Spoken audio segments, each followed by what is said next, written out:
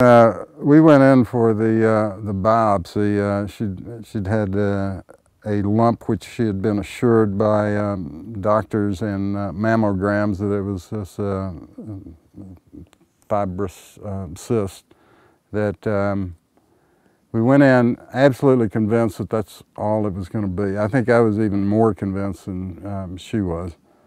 But when they took her in for surgery, and she'd been in there, I don't know, 2 or 3 hours. And the doctor is, the surgeon that was doing the surgery is a friend of mine, and he had an assistant with him.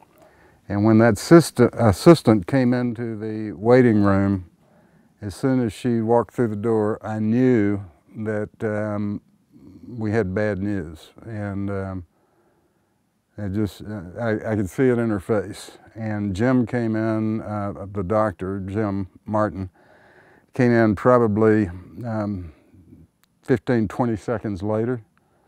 And at the time, I'm not sure I even heard what he was saying.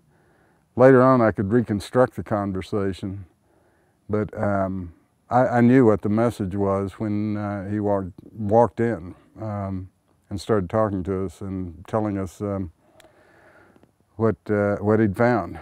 And the thought that kept going through my mind was, how are we going to tell Brenda about this? I was afraid that I might lose her and that she might die. And I think that night, after the surgery, was the worst for me.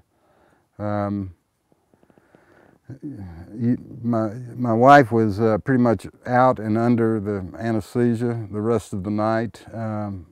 The doctor left, our friend left, and I was there pretty much alone well, I was alone the rest of the night except with the nurses.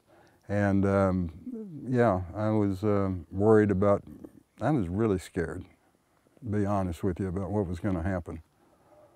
I felt like I needed to keep my emotions intact. My wife had enough to deal with, and she didn't need me falling apart on her. So yeah, I mean, you know, you have to nut up and do whatever's necessary. I don't know how I got my fear under control. I think I was angrier than I was afraid. I was angry at the idea of my wife having breast cancer. I was angry at the idea that I might lose her. So I'm not sure that, I was probably afraid for about an hour and a half, and after that I was angry. I don't think I felt helpless or inadequate. I do remember wishing a lot that it could be me with the cancer instead of her.